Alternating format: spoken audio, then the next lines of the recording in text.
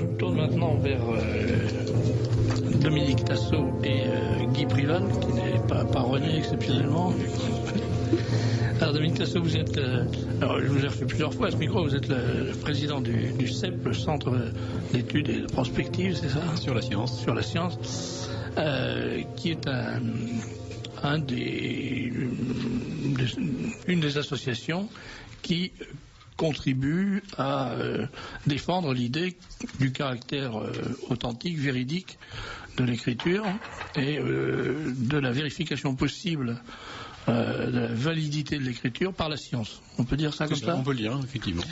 Alors, vous publiez une petite revue, petite par le format, pas petite par l'intérêt, qui est tout à fait excellente, dans laquelle il y a toujours des papiers très très intéressants, très passionnants, qui s'appelle la Revue du Centre d'études et de prospective sur la science, le CEP, CEP, dont la devise est « Reconsidérer toute chose dans le Christ », et qui pose son regard sur la science, sur l'actualité, sur l'histoire, pose le regard du chrétien, et recherche tous les éléments qui vont dans le sens de la démonstration de l'existence d'une harmonie entre la pensée scientifique et la pensée religieuse. Alors ça paraît aujourd'hui complètement révolutionnaire ou complètement rétrograde, je ne sais pas comment il faut dire, ça revient au même puisqu'on revient toujours à zéro. Mais en tout cas c'est complètement l'inverse du mode de pensée actuel. Et je crois qu'il faudrait pour les nouveaux auditeurs, ceux qui ne vous connaissent pas ou qui ne vous ont jamais entendu, que vous vous présentiez même rapidement pour valider votre présence ici.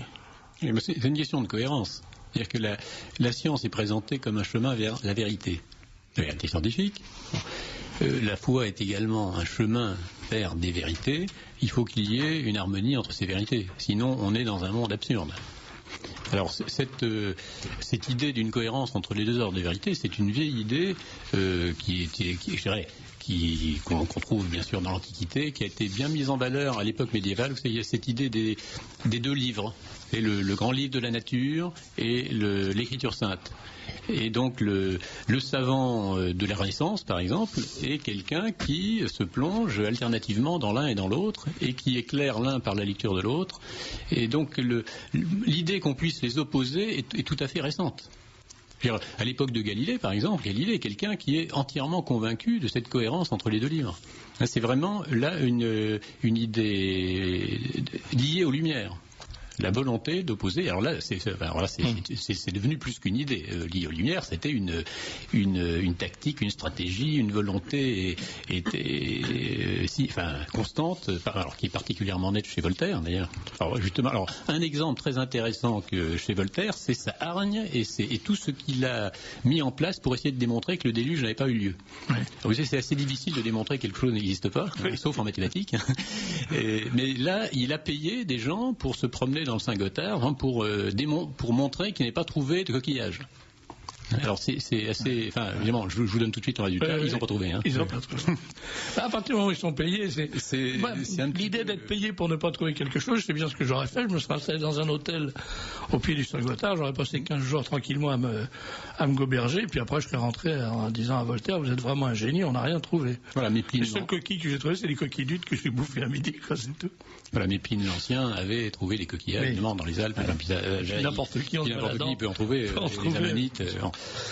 Alors votre revue est très intéressante parce qu'elle mélange d'une façon très harmonieuse des papiers qu'on pourrait dire qui tiennent au ventre, trapus, oui. Et puis de très jolis papiers qui sont à la limite de la poésie. Moi que j'aime particulièrement, par exemple dans le numéro qui vient de paraître, il y a un article très intéressant sur les libellules, intitulé « Les libellules, merveilleux acrobates aériens », où l'auteur, qui s'appelle M. Guit, montre en quoi un animal comme la libellule est, par son existence même et par son mode de fonctionnement, la démonstration de l'existence d'une intelligence supérieure, créatrice et bienveillante, et en plus bourrée d'humour.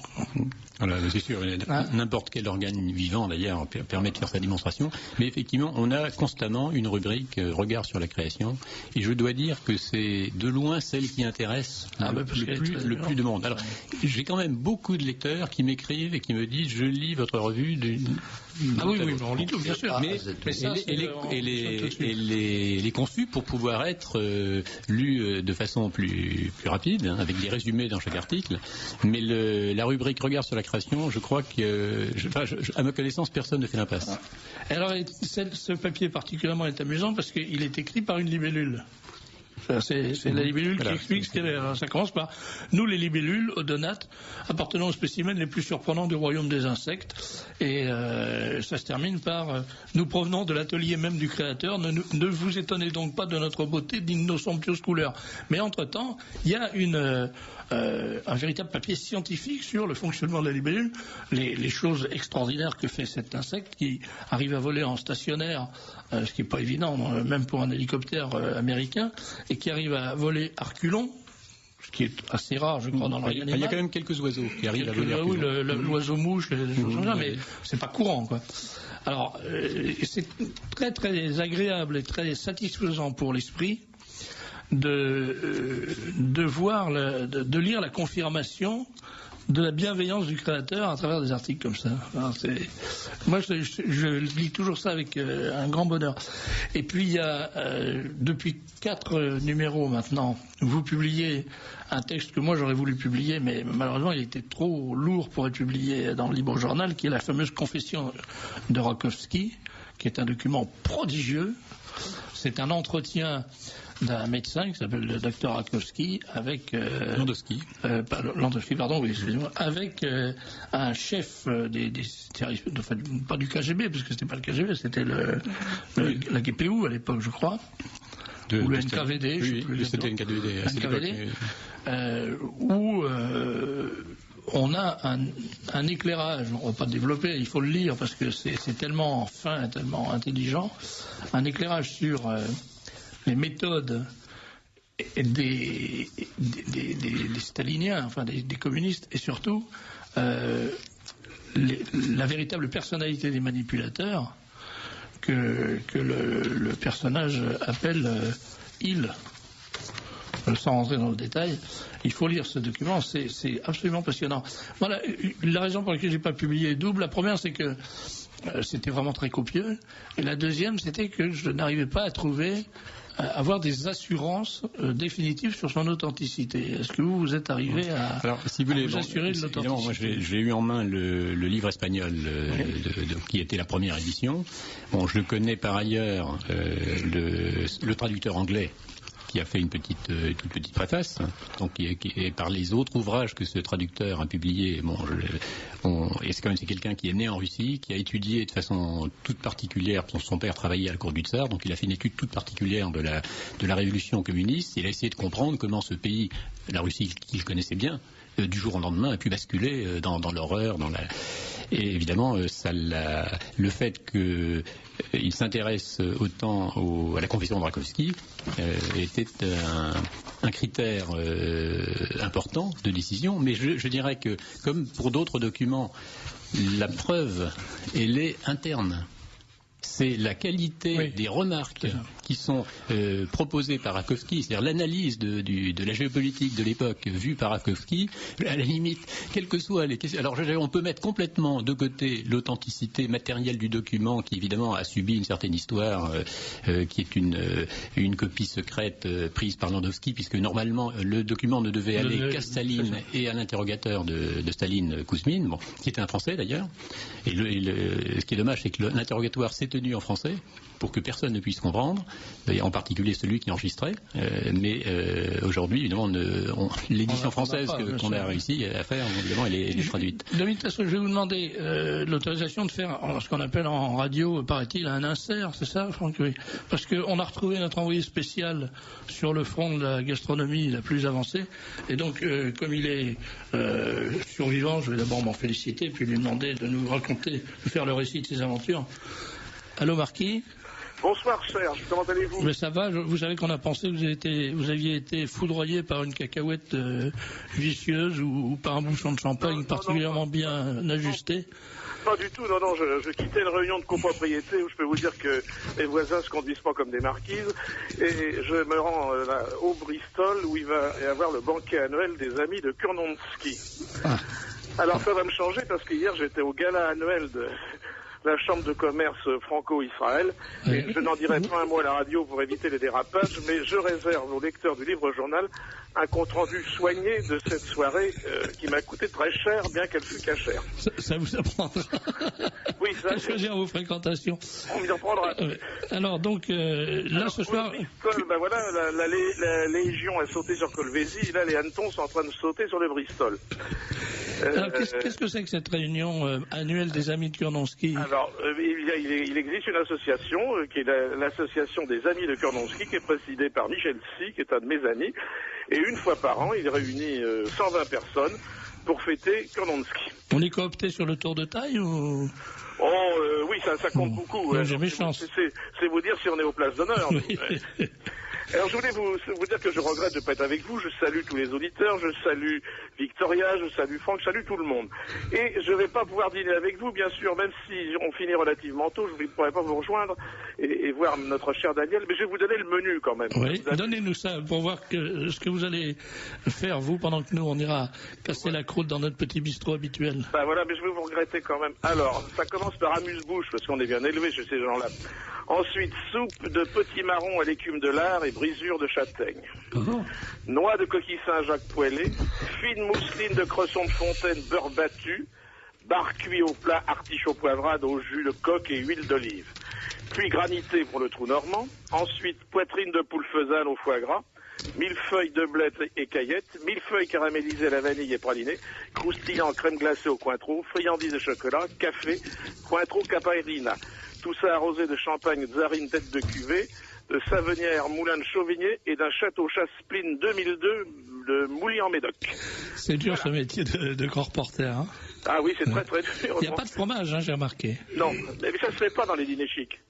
Bon, alors là, si le chic se met là-dedans, alors franchement... Ah non, en principe, dans un grand dîner, on ne met pas de fromage parce que ça pourrait rappeler des légionnaires qu'elles ont follement tué à quelques femmes du monde. Et il ne faut pas les faire souffrir. Bon.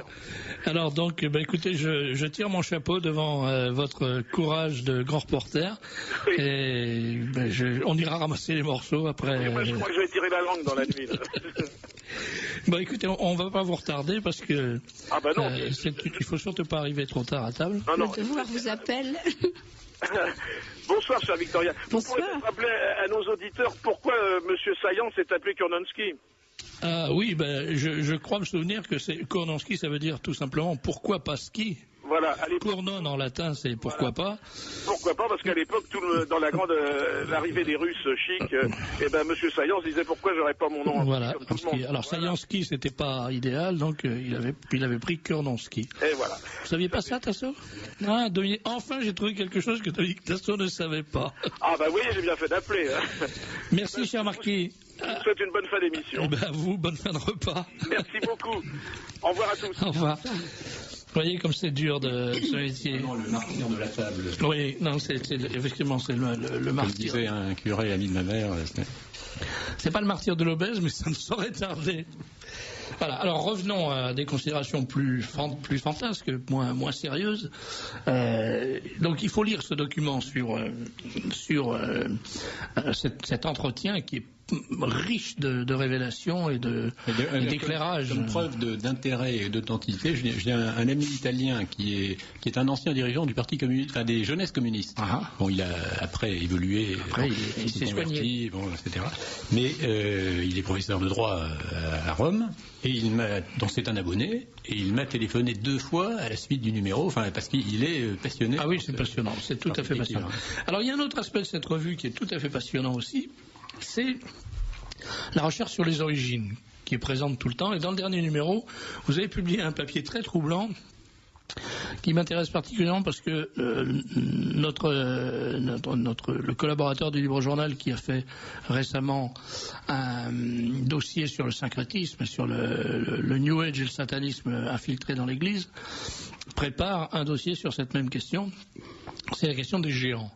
Dans l'Écriture, dans la Bible, dans la Genèse, il est dit que au début des âges, il y eut sur Terre des géants, qui étaient d'ailleurs, je crois, il est dit que c'était les ancêtres des héros de l'Antiquité. Enfin, il y a cette idée d'ailleurs. Or, donc notre collaborateur Blancy est en train de travailler sur ce dossier. Il a trouvé des choses passionnantes sur l'historicité des géants. Voilà. Mais justement, c'est un point de convergence, si vous voulez, entre la science historique classique et l'écriture, et la Bible, parce que les écrivains de l'Antiquité tels que, enfin, on trouve dans l'Odyssée, donc Homère, on trouve dans Hésiode, on trouve dans les Antiquités judaïques de Joseph, donc du 1er siècle après Jésus-Christ, mention évidemment des géants. Alors il y a les géants et les titans, il y a un petit peu, on trouve les et de la même façon dans la Bible on trouve les géants gigantes et les titans titanes. Donc donc cette idée elle est commune, ce qui montre bien que il y a un fond commun à ces traditions, qu'elles soient passées par le peuple juif direction la Bible, et qu'elles soient passées par les peuples descendants de Japheth et ont donné les mythologies que nous connaissons par ailleurs. Et ce qui est, alors évidemment, il faut distinguer, si on prend la Bible, les géants d'avant le déluge et les géants d'après le déluge, qui ont été contemporains des Hébreux, puisque même à l'époque de David, bon, il y a le cas de Goliath qui est quand même très connu. Et Goliath mesurait 6 coudées et une palme, ça fait plus de 3 mètres de haut, de toute façon. Alors ceci dit, il existe aujourd'hui les ibos en Afrique, qui sont très, très grands, mais évidemment, en général, pas 3 mètres, mais ils font facilement 2,70 m, 2,80 m. Ah bon? Ah oui, ils sont vraiment on en trouve facilement de très grands, seulement ils sont très grands, mais très minces. Très minces. Ouais. Tandis que ceux qui caractérisent, bien sûr, les géants tels que Goliath, c'est qu'il était certainement grand, peut-être jusqu'à 3,50 m, si on prend la coudée à 50 cm, mais il était également extrêmement fort, puisque on a par l'écriture là des détails très intéressants. Son armure pesait 70 kg. Oui. Alors il était évidemment à l'épée, il était impossible de la briser. Il avait une lance aussi grosse qu'un rouleau de tisserand, et le fer de cette lance pesait 8,5 kg. Alors ça donne une idée évidemment de la force du personnage, et ça donne une idée évidemment de la frayeur qui s'emparait des... Ce qui est intéressant là, c'est qu'on peut imaginer les raisons pour lesquelles quelqu'un va inventer un géant. Il a pris une raclée dans une bataille, il revient, on voit ça dans tous les albums d'Astérix, on a été attaqué par une bande de Gaulois féroces, ils étaient 2, ils avaient un chien extrêmement méchant, disent les Romains quand ils se sont pris une raclée, donc on comprend bien pourquoi. Mais là, ce qui est particulier dans l'exemple que vous citez, c'est que la Bible, qui est toujours très très précise, qui donne les dimensions, que ce soit de l'Arche d'Alliance, que ce soit de l'Arche de Noé, on a toutes les dimensions dans la Bible. Chaque fois qu'il est donné des directives aux Hébreux pour la construction d'un lieu de culte, où on leur dit voilà comment ça devra être, quelles devront être les dimensions, en quel bois, avec quel tissu, quelle forme de cuir, quel clou, etc. Bon. Et là, on est toujours dans le même ordre très très précis, c'est-à-dire qu'on sait exactement comment il était armé, quel était le poids de son arme, Or, quelqu'un qui inventerait une histoire comme ça n'a pas tendance à aller aussi loin dans le détail, je crois. Oui, parce qu'il serait facilement mis en défaut, surtout par des contemporains. Et c'est sûr qu'il y a un grand nombre d'indications scientifiques et historiques dans la Bible. C'est une grande différence entre la Bible et le Coran. Là, et alors, dans le dernier numéro, enfin pas le dernier, l'avant-dernier numéro, vous publiez une photo qui est très troublante, parce que c'est une photo d'empreinte. Voilà, d'empreinte. Alors c'est un pied fossile de Paluxy River, donc c'est aux États-Unis, et donc ce sont des rives d'une rivière avec des strates calcaires, et en les dégageant, on a trouvé alors un très très grand nombre d'empreintes de pieds humains, mais un beaucoup plus grand nombre d'empreintes de pieds de dinosaures. Ouais. Alors, qui se chevauchent. Qui, évidemment, c'est tout à fait au même endroit, les traces s'interpénètrent, et en particulier, alors la photo publiée représente alors une empreinte de pied humain qui est couverte, disons qui suppose un pied de 38 cm de longueur à peu près. Voilà. Alors c'est pas mal, et ça nous met évidemment sur la piste des géants d'avant le déluge. Donc, surtout que à cet endroit, là, aux États-Unis, il y a des empreintes humaines qui sont, comment dirais-je, recouvertes partiellement par des empreintes de dinosaures. C'est-à-dire que et réciproquement. Oui, autrement dit, c'est exactement contemporain. Voilà, on a dans la même couche à 50 cm, j'ai donné une photo d'ailleurs. Ouais. On a à 50 cm de distance, vraiment sur le même site, on a une empreinte humaine, une empreinte de dinosaure. Donc on ne peut pas nier qu'elle soit contemporaine. Et donc on ne peut pas nier que les êtres dont ces empreintes sont la trace fussent contemporains. Alors c'est là évidemment où ça crée une difficulté pour une certaine idée de la préhistoire, puisque théoriquement les dinosaures sont morts il y a 200 millions d'années et l'homme est apparu beaucoup plus tard. Donc évidemment pour ceux qui croient à la préhistoire évolutionniste, des faits comme ceux-là n'ont pas le droit de citer. Et alors c'est ce qui est dommageable d'ailleurs dans la science moderne, c'est qu'on a un grand nombre de faits qu'on est obligé d'escamoter parce que c'est pas compatible avec le paradigme. Ouais. Alors, on va revenir, si vous voulez, vous pouvez rester encore quelques instants, parce que je sais que Daniel Raffard de Brienne, qui est à côté de vous et qui s'intéresse beaucoup à ces questions-là, je sais qu'il est obligé de nous quitter assez rapidement, donc je vais me permettre de faire un nouvel insert. Je vous interromps dans votre développement, mais on y reviendra.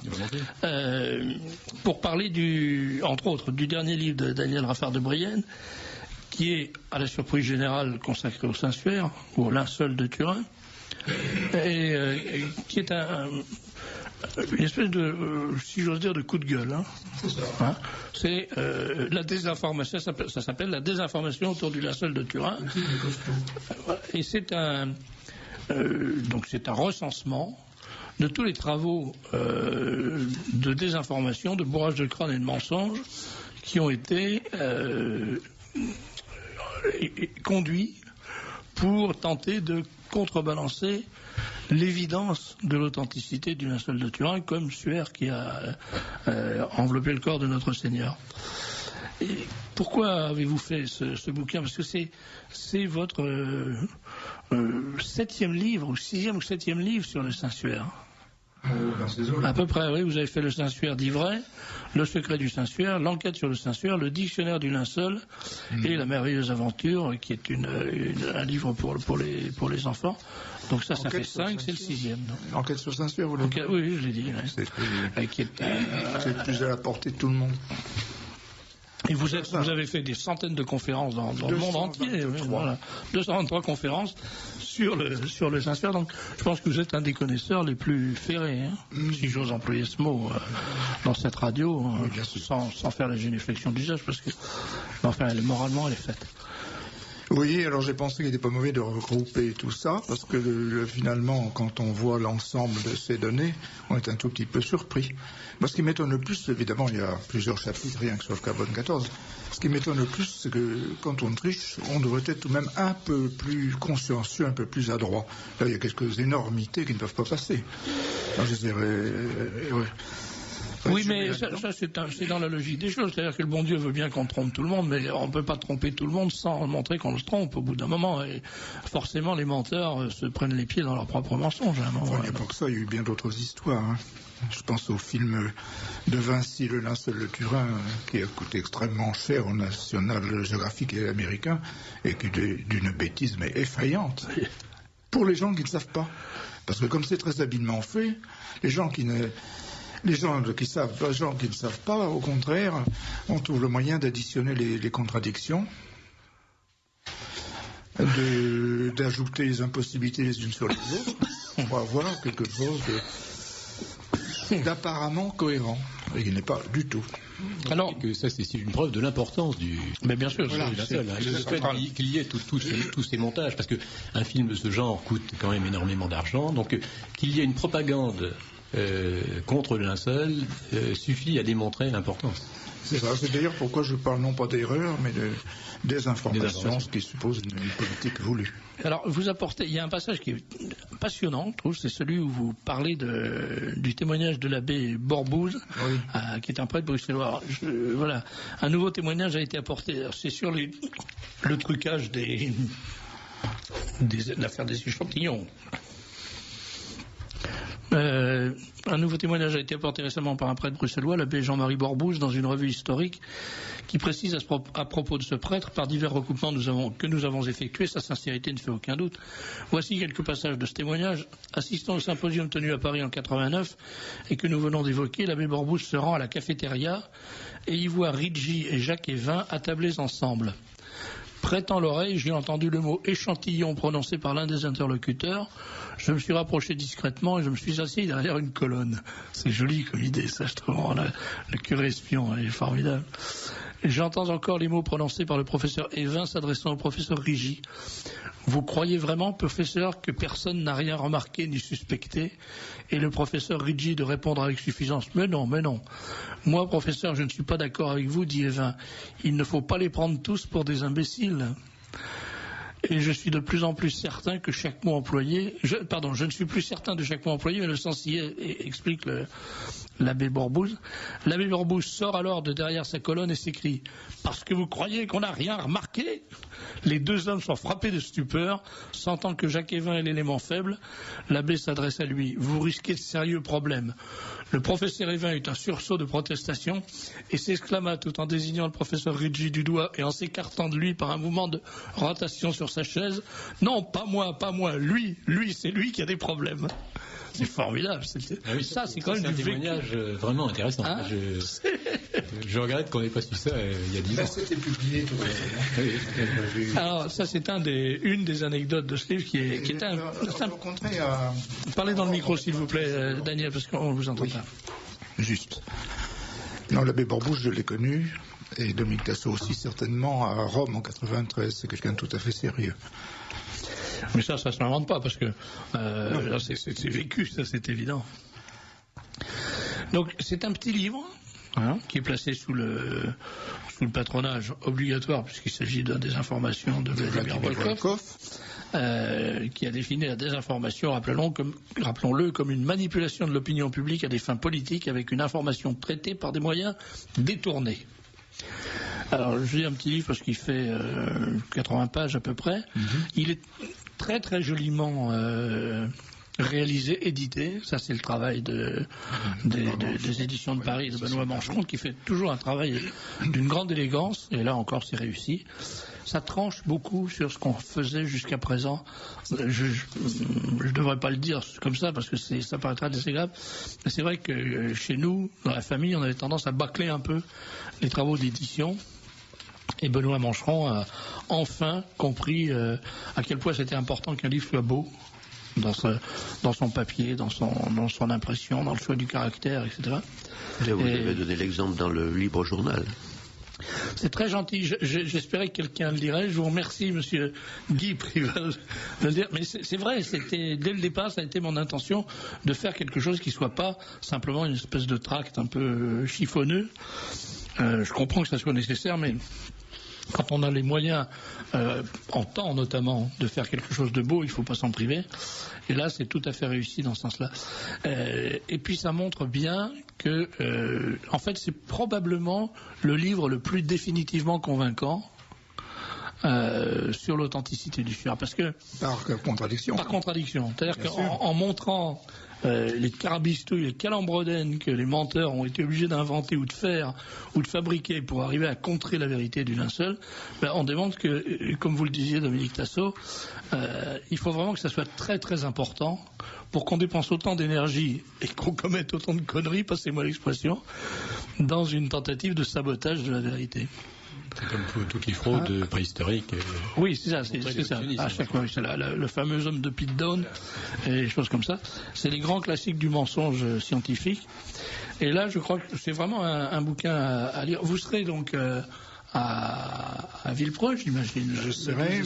Et vous serez également en tant que président de Voilà. l'Association des écrivains catholiques. Et d'ailleurs, je signerai ce livre-là, entre autres, après-demain, vendredi 26 novembre, à la grande vente annuelle, dorénavant annuelle, de l'Association des écrivains catholiques. Une association qui réunit 350 personnes, tous catholiques bien sûr. Et Même Volkov? il n'en est pas. Il n'en est pas, il ne peut pas. Alors, nous... Pas encore. Oui, il n'y a pas de ça, je serais surpris quand même. Oui, moi aussi. Moi aussi.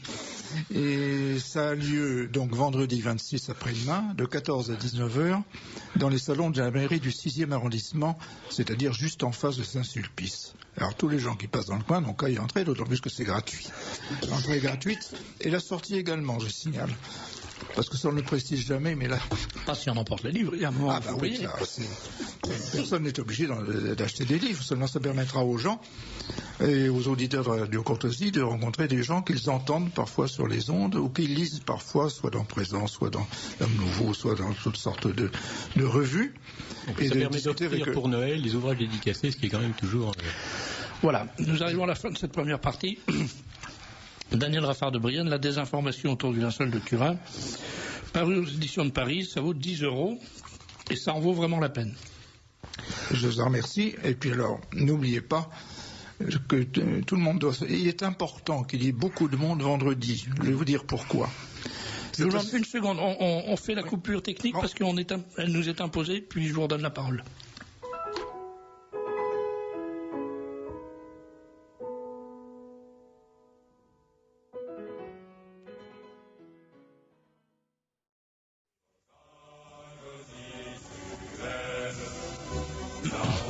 Bien, Daniel, vous étiez en train de nous donner, quand je vous ai interrompu grossièrement, les nombreuses raisons, pas si grossièrement, non, mais enfin un petit peu quand même. Vous interrompre, c'est toujours grossier. Toutes les bonnes raisons que l'on avait de se rendre à cette signature des écrivains catholiques. Eh bien, mon ambition, c'est de médiatiser davantage cette association, c'est de lui donner du poids dans l'opinion publique. Vous savez comme moi que l'accès des médias est très difficile quand on n'est pas tout à fait politiquement correct, et même quand on est simplement catholique maintenant. Et donc j'aimerais que cette association fasse de plus en plus parler d'elle pour pouvoir intervenir dans ce qu'on appelle les débats de société. Quand vous voyez qu'on parle de l'homophobie, de la becquetchophobie, de la... tiens, j'ai un beau témoignage de becquetchophobie, je vous lirai ça tout à l'heure. Alors, c'est très rigolo. Etc. Des mariages aux prétendus tels, des joyeux et autres lesbiennes. Eh bien, on voit intervenir la MRAP, on voit intervenir Gay Pride, on voit intervenir des tas de gens. On ne voit jamais intervenir des catholiques, ou presque jamais. Alors ce que je voudrais, c'est que cette association... Si ça arrive, vous avez des femmes de curés ou des curés avertis. Oui. Donc il y a de temps en temps des catholiques qui ont le droit de prendre la parole. Les écrivains ont une responsabilité chacun envers ses lecteurs. Et globalement, ils ont une responsabilité globale envers la société. Donc il est nécessaire qu'ils rappellent les positions catholiques dans tous ces problèmes que l'on discute de manière affolante actuellement. Donc, et pour ça, il faut que beaucoup de gens passent là et ils regarderont, ils verront, je vous dis, des gens qu'ils ont lus ou qu'ils ont écoutés, ils pourront parler avec eux. Et ils achèteront des livres s'ils veulent, s'ils ne veulent pas, ils n'achètent pas, c'est leur problème. Alors c'est le vendredi 26 novembre, après-demain, de 14 à 19 h à la mairie du 6e, juste en face de Saint-Sulpice. Donc en faisant les courses, on peut très bien passer là. Merci Daniel, rendez-vous alors à cette grande vente. Vous me donnez le papier s'il vous plaît Victoria, que je puisse... Non, le petit papier jaune là, voilà ça, que je puisse rappeler où ça se passe et quand. Donc cette vente a lieu le vendredi 26 novembre, autrement dit c'est après-demain, de 14 à 19 h à la mairie du 6e arrondissement, Paris 6e, métro Saint-Sulpice, autobus 84, 96, 97, 87, 70, 63, 95, c'est une gare routière. Parking place Saint-Sulpice en plein dedans. Merci Daniel, à bientôt. Bien, revenons non pas à nos moutons, mais à nos géants et à nos animaux préhistoriques. Alors, Dans le même numéro du CEP, il y a un autre article qui est amusant, c'est l'article intitulé « La grotte de Cussac en Dordogne », où on voit comment se prépare une imposture scientifique, en fait. Oui. Quand on voit bien comment, là, on est en train d'essayer de nous emmener en bateau, et c'est très, très, très, très joliment raconté. On comprend très, très bien les mécanismes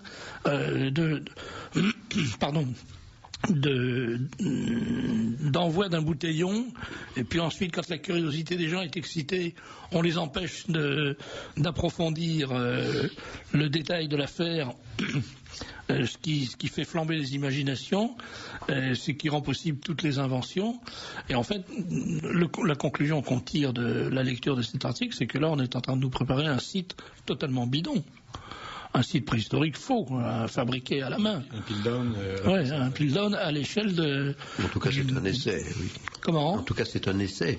Oui, en tout cas, on est en train d'essayer de faire ça. On va attendre un peu pour que les vrais scientifiques puissent pas trop vérifier les pièces. C'est ça. Et on retombe toujours sur la même sottise extraordinaire des truqueurs. C'est-à-dire que c'est fait avec maladresse.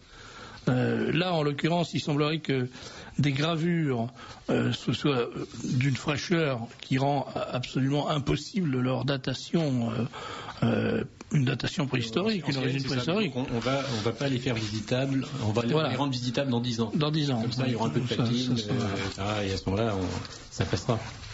Alors, ça, les dessous de la préhistoire, la grotte de Cussac en Dordogne, à mon avis, c'est un papier de Pierre-Florent Auvillier qu'il faut lire parce que on voit bien comment fonctionne le système. Et puis, autre papier passionnant, Athéna et Éden, sur le message caché de la face Est du Parthénon. Alors, je ne pensais pas qu'on pouvait découvrir encore des choses sur le Parthénon, parce que c'est probablement un des monuments au monde qui a été le plus examiné sous toutes les façades et toutes les coutures, si j'ose dire. Mais si, on peut encore découvrir des choses. Quand on a une piste d'analyse, quand on a une grille de lecture nouvelle, même sur les sujets les plus habituels, on peut trouver des choses nouvelles, et c'est ce qu'a fait l'auteur américain dont on rencontre des travaux, et qui nous ramène un petit peu à la problématique des géants, parce que on retrouve là une cohérence entre les informations qu'on a dans la Bible sur les premiers temps de l'humanité et les informations qu'on peut décrypter de cette façade du Parthénon à travers la mythologie grecque. Et on se rend compte que les mêmes personnages, mais sous des noms différents, se retrouvent de l'un et l'autre côté. Alors, il y a un petit résumé qui est la présentation de l'article. Les dieux de la mythologie grecque partagent bien des traits avec l'humanité pécheresse. De là l'idée que ces fables habilement inventées, ce qui est un extrait de la lettre de Pierre, transcrivent d'une manière imagée des événements historiques survenus dans les débuts de l'humanité. Cette thèse fut celle du philosophe grec Évémère au IIIe siècle avant notre ère. Elle vient de trouver une nouvelle illustration avec l'œuvre de Robert Bowie Johnson. Cet officier américain a établi une étroite correspondance entre les personnages mythologiques sculptés sur la façade du Parthénon, le temple de la déesse Athéna qui domine Athènes, et les grandes figures de l'humanité pré- et post-diluvienne, Adam qui serait Zeus, Héra qui serait représenté par Ève avant la chute, qui représenterait Ève avant la chute, Athéna, Ève éclairée par la sagesse du serpent, Caïn qui serait représenté par les Phaïstos. Il y a dans ce parallélisme un argument puissant en faveur de l'universalité et donc de l'historicité du récit de la Genèse. Et ça, c'est une constante. Dans la mythologie, quand on lit la mythologie, on voit que sans arrêt affleure l'histoire de la Genèse, mais on a l'impression que c'est répété par des gens qui n'ont pas compris. Voilà, c'est toujours soit incomplet, soit déformé, alors que d'une certaine façon, les Hébreux ont eu le privilège de transmettre une tradition authentique. Mais c'est le même récit. Moïse ayant été l'auteur de la première interview de l'histoire, quand même. D'où la notion, ce qu'on appelait la révélation primitive, qui a eu des développements très importants au XIXe siècle, au moment où un petit peu de tous les recoins du globe sont arrivés des récits de missionnaires qui de première main exposaient quelles étaient justement les mythologies ou les croyances de peuples dispersés un peu partout. Et à chaque fois, on retrouvait l'universalité du déluge. Les grandes constantes. Voilà, donc cette revue s'appelle, je le répète, le CEP. On peut se la procurer. Et elle est vraiment passionnante. Elle est belle en plus aussi. Elle est joliment faite. Le format en est agréable. Elle a un dos carré, ce qui est toujours plaisant pour une revue. Et on peut la trouver 4 rue de Beauvais, à Saint-Cyr-sous-Dourdan. Ça, c'est pour l'avoir par correspondance. Voilà.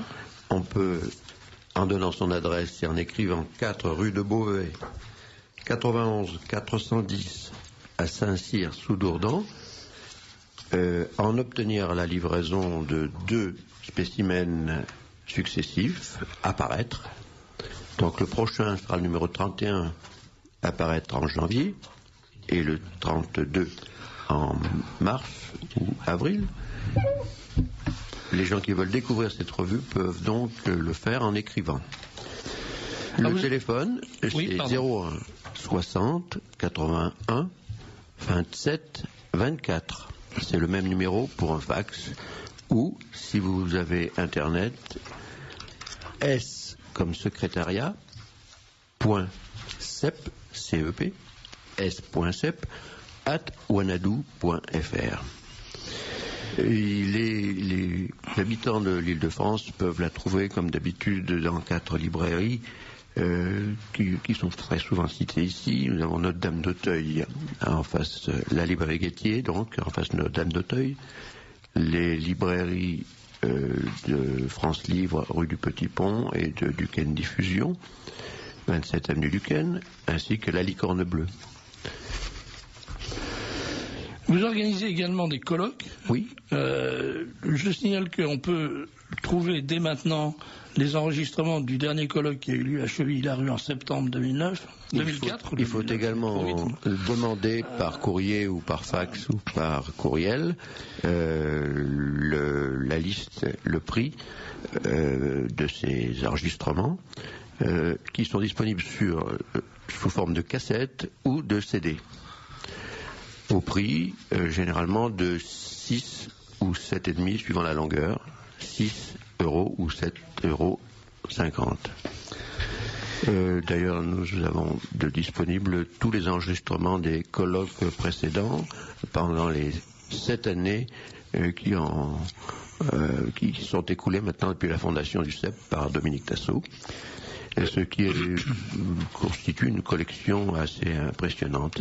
Le prochain colloque aura lieu quand, vous le savez? Le prochain est parisien, il a lieu le 19 février, à Paris, rue de Sèvres, comme d'habitude. Le prochain numéro du CEP, d'ailleurs, en publiera le programme détaillé avec le nom des intervenants, ainsi que il contiendra également le matériel pour s'inscrire. Ça se passe un samedi, le deuxième samedi de carême, et il y a 4 conférences dans la journée. On peut prendre son repas. L'autre colloque sera un colloque national de 2 jours, samedi et dimanche. Il aura lieu à Angers les 15 et 16 octobre prochains, en 2005. On aura le temps d'en parler de ça. On en reparlera certainement. Merci beaucoup, Monsieur Préval. Je crois qu'on a tout dit. Je voudrais juste ajouter un point qui est un point de convergence justement entre ce que l'on sait par le livre du Juste, qui est un livre très ancien d'Israël, et également par Joseph, les Antiquités judaïques, à propos des raisons du déluge. Parce que ces géants d'avant le déluge, on les présente comme les titans, les géants, enfin donc des personnages belliqueux considérables, etc. Et également rebellés contre Dieu, et en particulier comme ayant pratiqué l'homosexualité dont nous parlait tout à l'heure. Alors donc ce qui est quand même assez intéressant, c'est que la tradition aussi bien je dirais biblique que profane de l'Antiquité nous dit que ces hommes rebelles l'étaient en particulier par le fait qu'ils s'étaient rentrés dans ces mœurs, et que ça a été la cause du déluge. Donc ça, c'est quand même quelque chose qu'il est bon d'avoir. Alors c'est repris indirectement par certains textes de Saint-Pierre ou de Saint-Paul, mais c'est intéressant de voir qu'il y a des points, au fond, tellement importants dans la nature humaine qu'à un moment donné, évidemment, l'homme a sa liberté, il peut tout faire, mais il y a quand même des limites. C'est le système entier qui se dérègle. Voilà, il y a un moment, à ce moment-là, je dirais le grand maître maître arrête la séance. Merci beaucoup, Dominique Tassot. Merci, Guy Prival. Et puis, vous reviendrez nous voir avant le prochain colloque de février pour nous en parler, pour nous rappeler où il se déroule et quelle sera sa ligne. Avec plaisir. On te rassure, l'enseignement. Merci. Oui. Un auditeur nous signale que Alexandre Vialat a déjà tout dit sur les origines du monde. Voici sa conclusion. L'humanité remonte à la plus haute antiquité. L'homme, oui. Merci à Vialat, dont on ne parle pas assez. Monsieur Goffman, êtes-vous avec nous, comme disait Amir Oscar? Présent. Ici Londres. Les Français parlent